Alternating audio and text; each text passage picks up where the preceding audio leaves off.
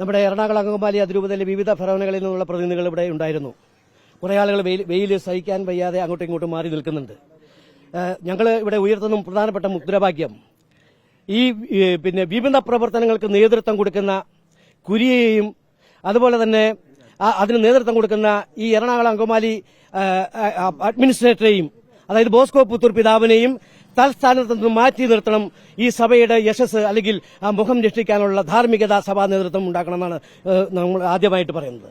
മറ്റൊന്ന് വളരെ പ്രധാനപ്പെട്ട ഒരു കാര്യം, ഈ സഭാ മക്കളുടെ പാവപ്പെട്ട ആത്മായരുടെ നെറ്റി വിചേർത്ത് ഉണ്ടാക്കിയ ആ ചെറിയ ഒരു കാശ് ചെറിയ നേർച്ച പണം കൊണ്ട് തിന്നുകൊടുത്ത് ഈ പറയുന്ന ആളുകള് ബിഷപ്പുമാര്, സഭയുടെ ബിഷപ്പുമാര്, ആത്മാരെ സംരക്ഷിക്കേണ്ട ബിഷപ്പുമാര് അതിൽ നിന്നും വ്യതിചലിച്ചുകൊണ്ട് ഇന്നൊരു സുഗലോലതയുടെ പാതയിലേക്ക് മുന്നോട്ട് പോയിക്കൊണ്ടിരിക്കുകയാണ്. അതുകൊണ്ട് ഈ പറയുന്ന ഏകീകൃത കുർബാന നടപ്പാക്കുകയും ചെയ്യണം. അതുപോലെ തന്നെ ഇവരൊക്കെ രാജിവെക്കുകയും ചെയ്യണം.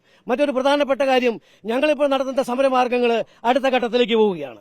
ആ സമരമാർഗങ്ങൾ പോകുന്നത് ഈ പറയുന്ന ഇനി അടുത്ത ഘട്ടം ഇവിടെ നടക്കാൻ പോകുന്നത് മുഴുവൻ പള്ളികളിലെ ആളുകളെയും പ്രധാനപ്പെട്ട നേതാക്കന്മാർ പങ്കെടുത്തുകൊണ്ട് ഇവിടെ നിരാഹാര സമരം നടക്കാൻ പോവാണ്. അനിശ്ചിതകാലം നിരാഹാര സമരം നടത്താൻ പോവാണ്. മറ്റൊന്ന് പള്ളികളിലും രൂപതകളിലെ വിവിധ ഭവനങ്ങളിലും ആ കീഴിലുള്ള പള്ളികളിൽ ഞങ്ങൾ സമരമാർഗങ്ങൾ നിരാഹാര സമരം നടത്താൻ പോവാണ്.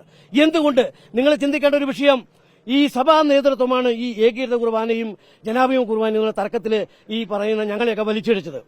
ആ സഭാ നേതൃത്വത്തിന് അതിൽ നിന്നും ആത്മായരെ, പാവപ്പെട്ട ആത്മായരെ, ഔദ്യോഗിക പക്ഷത്ത് നിൽക്കുന്ന ആത്മായരെ സംരക്ഷിക്കാനുള്ള ധാർമ്മിക ബാധ്യത ഈ പറയുന്ന സഭാ നേതൃത്വത്തിനുണ്ട്.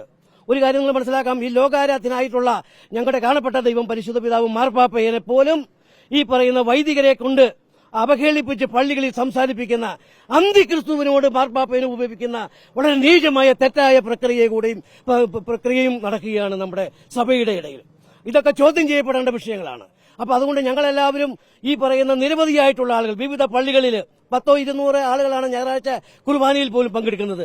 നിരവധിയായിട്ടുള്ള ആളുകൾ ഈ പറയുന്ന കാര്യത്തിൽ വിവാദങ്ങൾ വേണ്ട എന്ന് പറഞ്ഞ് ഒളിച്ചു നിൽക്കുകയാണ്. ഇപ്പോൾ അവരെല്ലാവരും സജീവമായി രംഗത്തേക്ക് വരാൻ പോവുകയാണ്. സഭാ നേതൃത്വം കണ്ണു തുറന്നില്ലെങ്കിൽ ഞങ്ങൾ അടുത്ത നടപടിക്രമത്തിലേക്ക് പോകും. ഈ നടപടിക്രമത്തിലേക്ക് പോകണം. ഇവര് മാറി നിൽക്കട്ടെ.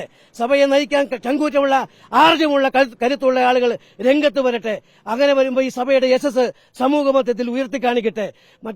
അറിയാമല്ലോ, മറ്റ് സഭകളുടെ വെച്ച് നോക്കുമ്പോൾ നമ്മുടെ സഭ നല്ല രീതിയിൽ നിന്ന ഒരു സംവിധാനമാണ്. അതിനെ ഇത്രയും സമൂഹ മധ്യത്തിൽ ഡിമോറലൈസ് ചെയ്ത ഒരു പ്രക്രിയ ഉണ്ടായിട്ടില്ല. അതിന് അറുതി വരുത്തണം, സഭാ നേതൃത്വം തയ്യാറാവണമെന്ന് മാത്രം ഞങ്ങൾ ഈ യോഗത്തിൽ ആവശ്യപ്പെടുന്നു.